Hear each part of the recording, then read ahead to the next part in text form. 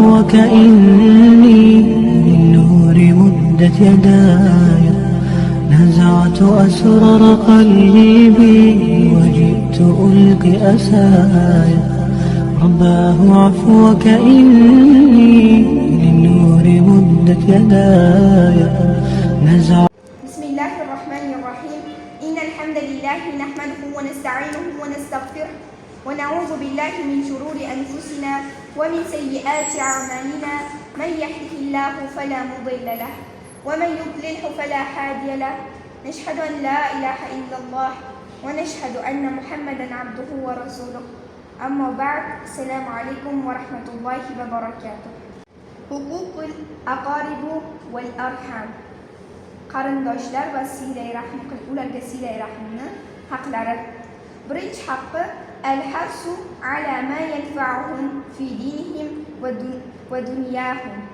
Ularga, ya'ni qarindoshlarga dunyo va oxiratiga foyda keltirishlik, ya'ni foyda keltirishlikka haris bo'lishlik. Ikkinchisi bo'lsa tafqatu ahwaluhum va mawasatuhum 'inda hajatihim. Holidan xabar olishlik. Agar ular, ya'ni ana shu qarindoshni ishi tushib qoladigan bo'lsa, hojati tushsa, ularga yordam berishlik. Uchinchi haqlari bo'lsa muhabbatun va rahmatun. Ularni yaxshi ko'rishlik va ularga mehribon bo'lishlik. To'rtinchi haqlari as-sabru ala adahum was'atu as-sabri ma'ahum fa in fihi ajran kabiran. Va bu uchun ulkan savob beradi. Lamma laha min athari fi bathi ruhi al-mahabbati wat-takafi wal-ulfati wa nazlu al-baghdha'i wal-'adawati bayna afradi al-majtami' al-muslimin wa hadru ash-shar'i atabahu min qati'ati ar-rahim. Musulmon va mu'minlarga Alloh taolo silay rahmni uzishlikni harom qildi. Va ana shu qarindoshlarning haqlari. Endi ta'rifu zavir rahim.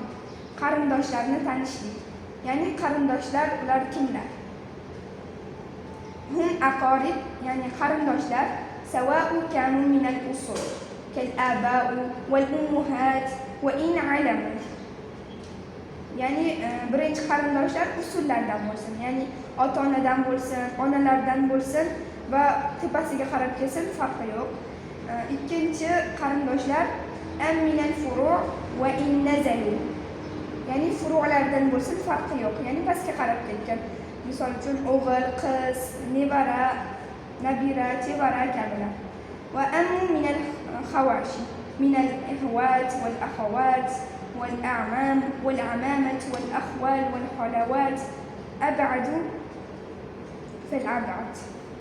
Keyingisi bo'lsa, ya'ni havoshilardan bo'lsin, farqi yo'q. Ya'ni qizidan, qizlaridan, yo'q, opa-singillaridan, ammalaridan, amaki, tog'a, xola va undan pastlarga qarab ketsin, farqi yo'q. Mana shu qarindoshlar bo'lib hisoblanar ekan. Silay rahm o'zi nima degani desak, silay rahm degani bu nasabi birlarga yaxshilik qilishlik degani. Ularni qarindoshlarning aziyatlariga sabr qilishlik, qalbni keng qilishlik va albatta kim shunday qilsa, ulkan katta ajrlar bordir. 5-haqlari avjabu ba'dul fuqaha'i nafaqati min al-mukammali wa min al-muka'ali wal mashrabi wal malbisi wal maskan wal mu'alaja لذوي الأرحام عند حاجتهم إليه. Ba'zi fuqaho olimlar aytishgan ekanki, agar ana shu qarindoshni ichish, yeyish, kiyish, muolaja, maskan, shu narsalarga va hokazolarga ehtiyoji bo'ladigan bo'lsa, ana shularga yordam berishligi qarindosh uchun vojib deb aytishgan ekan.